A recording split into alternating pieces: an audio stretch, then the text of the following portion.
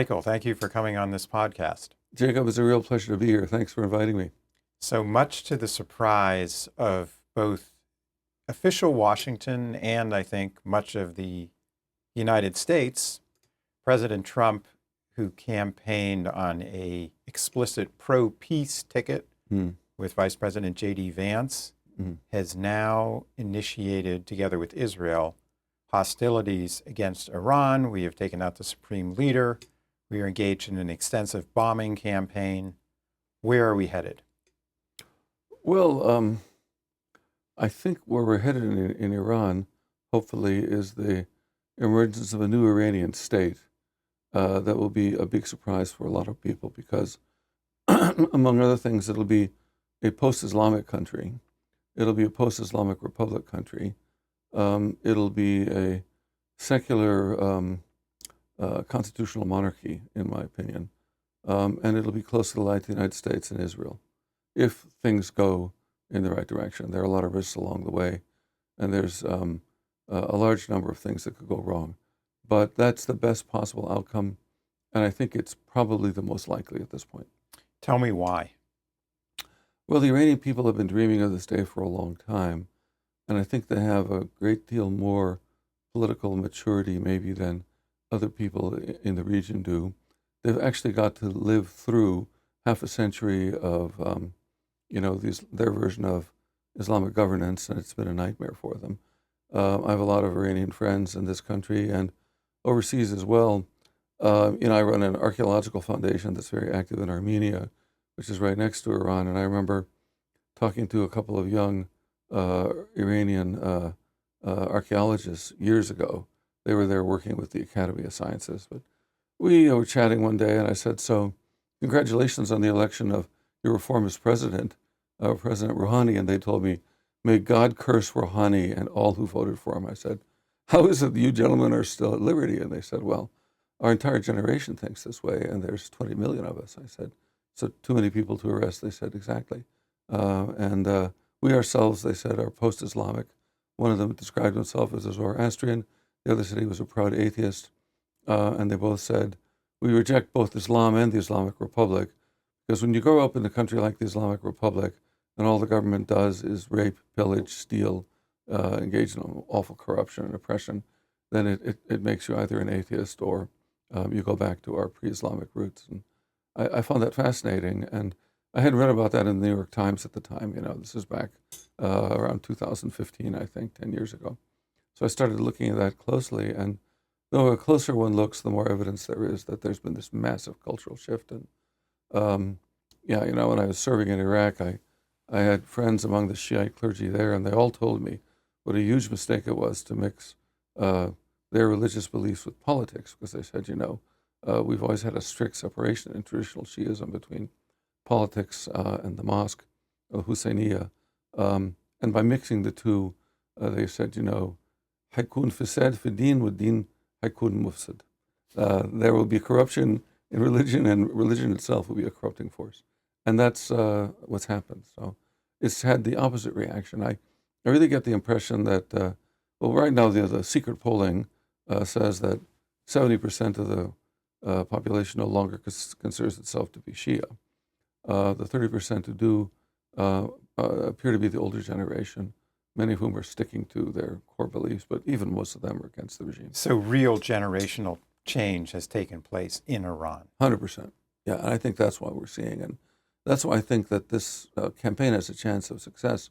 A lot of people have asked me, why won't we put boots on the ground? And I've been telling them, well, the boots on the ground appeared in January when millions of people appeared on the street calling essentially for a republic, but without the Islamic element, without the Shiite element, a true republic with genuine rights for the people and genuine democracy. So those are the boots on the ground.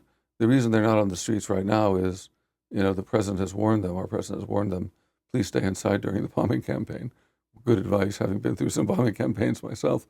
But when the targets have been taken out, that have to be taken out, I'm sure they'll be filling the streets again. And, there'll be a rough transition period where a lot of things could go wrong.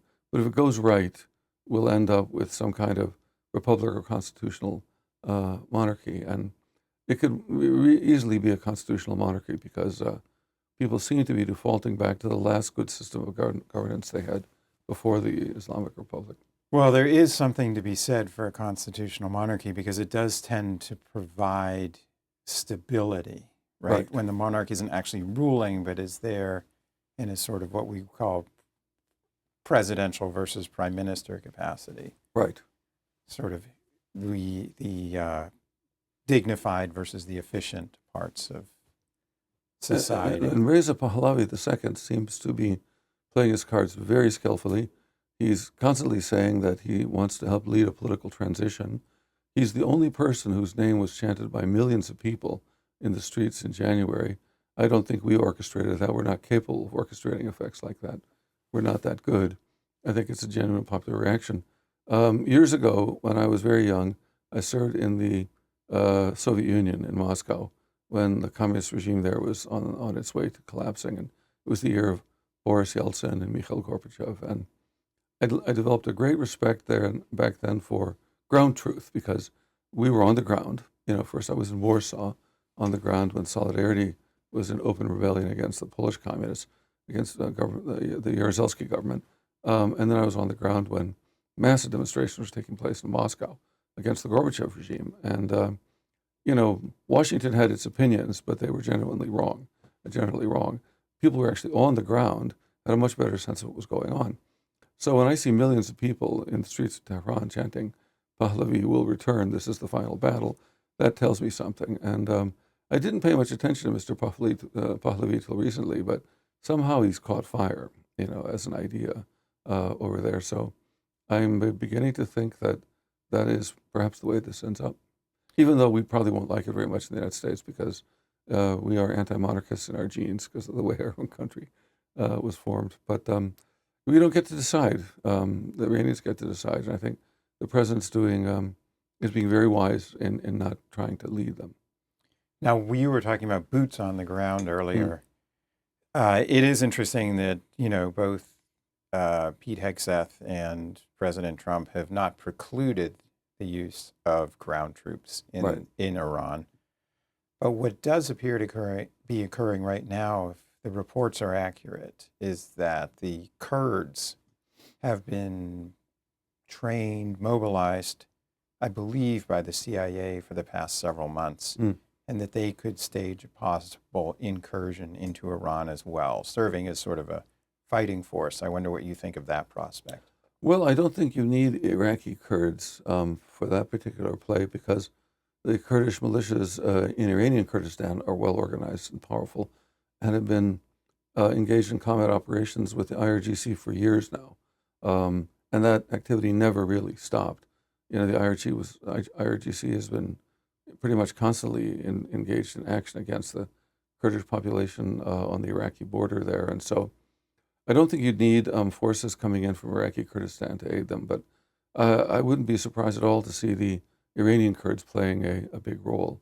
And of course, in any future political dispensation in Iran, I'm sure that they will want more autonomy, more local governance, which I don't see any reason for that not to work out. I don't believe that Iran has to fission along ethnic lines for the regime to fall. Do you think that the regime has exhausted itself ideologically? Yes, I really think so. I think it reminds me again, and I'm influenced by my experience with late-stage communist regimes in Poland and in Russia, Soviet Russia.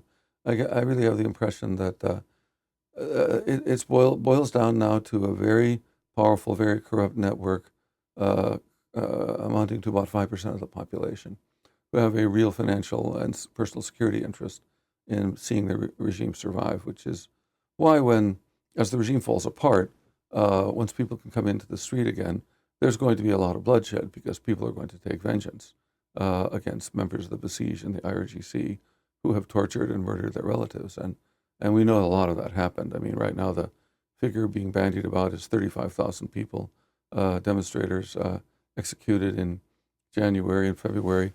I think that's probably an underestimate. We do tend to underestimate these things. We don't have people on the ground, but I think we could be looking at Pol Pot-style numbers and there'll be a desire for vengeance. This is the Middle East. This is a regime that, during the Women Life Freedom protests, was shooting women in the face with shotguns. And we just have to let that settle in, that what they did was unbelievable, even by the standards of oppression in the region. So it appears that we are moving to a new Middle East. I think so. I think this is a fundamental change. This is as big as the fall of communism in 91. Because it includes Lebanon, Syria. Yes, that's absolutely true. But there's a more fundamental philosophical dimension. Philosophy really matters at the end of the day. It's ideas that drive history, I think. And the 1979 revolution introduced a new idea, which is the idea of, coercive Islamic governance as a way to fight back against Western interference in the region and local corruption and oppression. And the Iranian Revolution was really the father of all the extremist Islamist movements we've seen in the region, both Sunni and Shiite, over the last 50 years. So when the regime collapses, these movements will also be hollowed out and begin to collapse, much like the communist parties in Western Europe did after the collapse of the Soviet Union, or the communist governments in Mozambique and Angola. There were a few survivors, like the regime in Cuba. It may be there'll be holdouts here and there, but reform will have the wind in its sails for the first time in the Middle East in 50 years. And for regimes like the UAE or Saudi Arabia, are moderate and liberalizing allies in the region, Egypt even, this is going to be good news. Yes, that's why I wanted to ask you, what specifically, when we talk about Egypt, what's the future of the Muslim Brotherhood in this context? If I were in the Muslim Brotherhood, I'd be worried because my brand is being undermined by this. I mean, when the Iranian people deny the whole idea of Islamic governance, it's going to be a body blow to the Brotherhood, maybe a death blow. I think the younger generation in the Middle East is tired of these things. Young people are really not enamored of these Islamist ideologies the way their fathers and grandfathers were. It's becoming something that old men talk about rather than people in their teens. So we have an opportunity here. I think most people in the Middle East would like, from North Africa all the way to Iraq, would really like to integrate into the rapidly advancing global society and economy that we see right now. They don't want to be an Islamist ghetto while the rest of the world, marches ahead. I spent many years in the Middle East as a diplomat and then in the private sector, over 30 years. And the one thing that struck me most in recent years was how young people would say that enough already. We want to be like the UAE. Actually, I talked to Iraqis in recent years, the society they admire most is the UAE because of its integration into modernity. Do you believe that this Islamism, as you're describing it, is a mutant outgrowth of Arab nationalism? It was a reaction to Arab nationalism, for sure. Arab nationalism was seen as too secular, but it combines with the worst kind of piety, the authoritarian strains and that the you see in Arab bellicosity. nationalism, and the bellicosity, absolutely. Because Arab nationalism was an anti-Western movement, particularly centered in Egypt. That's under right, Nasser. and encouraged by the Soviet Union at the time, very strongly. It was one of these classic anti-Western, movements in former colonies. Yeah. So you really see a wholesale sea change, not just on the political level, but also on the intellectual level. Absolutely. I mean, it's comparable to what happened in Russia after the fall of communism. You still have communists, but they're older. They're a relatively small party. They have their seats in the Duma, but they have really no influence to speak of. And I think that's what will happen to the Islamists. I'm not sure that they'll allow Islamist parties in Iran when this is over, because it'd be like allowing a Nazi party in Germany. I mean, when you kill and torture that many people, you really can't have a presence.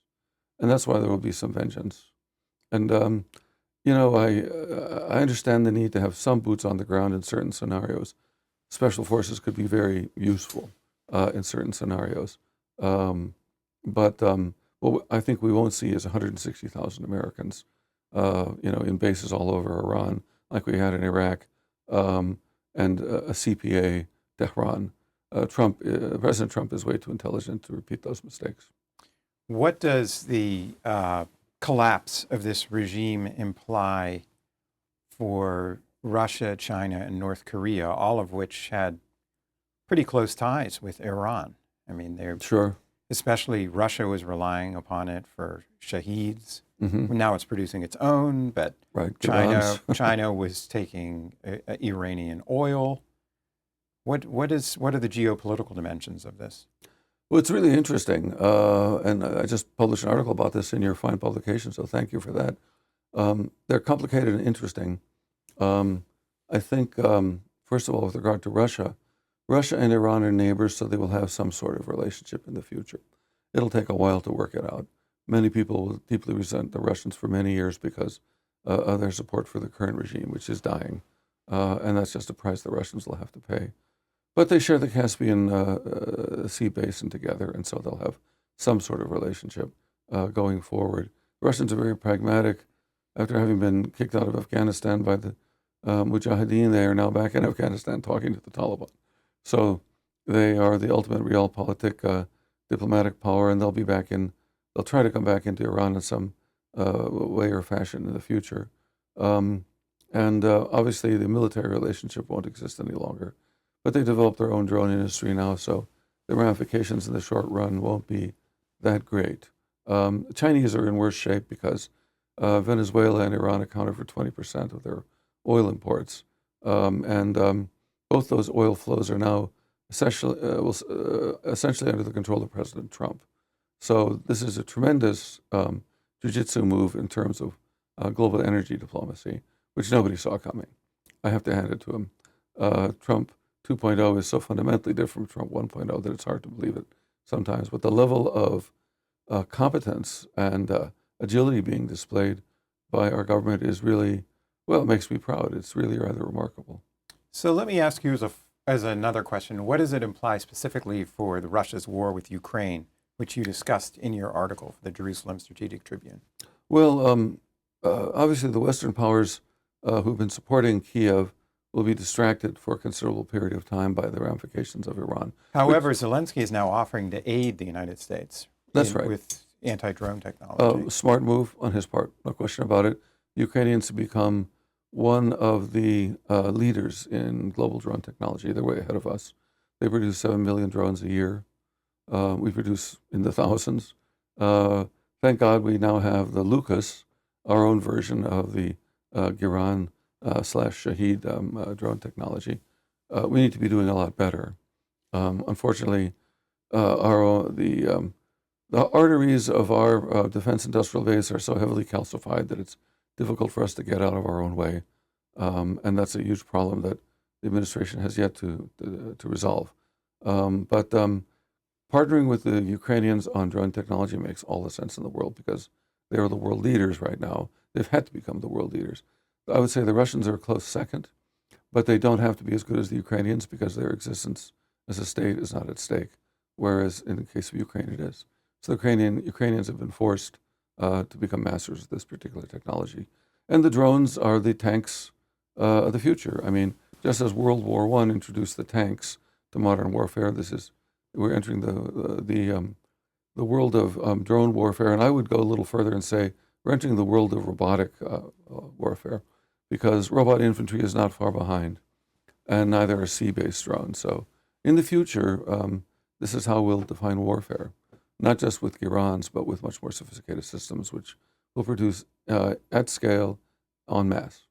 Foreign policy experts, at least since the late 1960s, have repeatedly predicted the emergence of a multipolar world. Mm-hmm.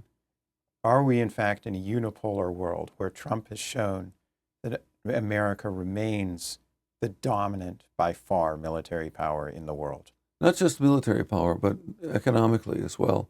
We had this unbelievable energy renaissance over the last 15 years. My whole career as a diplomat was conducted under the shadow of the 1973 oil embargo, and as recently as 15 years ago, we were a negligible oil exporter.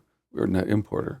Now we become the greatest oil and natural gas producer in the world, ahead of both Russia and Saudi Arabia. And the three of us together dominate and really control markets. And unlike any other major producer, we have no ministry of oil. We have thousands of independent companies, some of them larger than others, but it's a private sector sort of thing, which means we have a unique influence on the global energy sector. That alone makes us the center of the world system in many ways. But I think what Trump is doing is he's exercising our military and our economic and commercial influence in an unrestrained way. Many people say he's the first president in years to actually use the full plenitude of his powers as president, as the holder of that office. And I think the same thing can be said of the United States under his administration. We could have done all of these things and any of them under the previous administration, but we opted not to. Our apparent decline was a choice, not a necessity. And when we assert ourselves, yes, it's obvious that it is a unipolar world and we're at the center of it.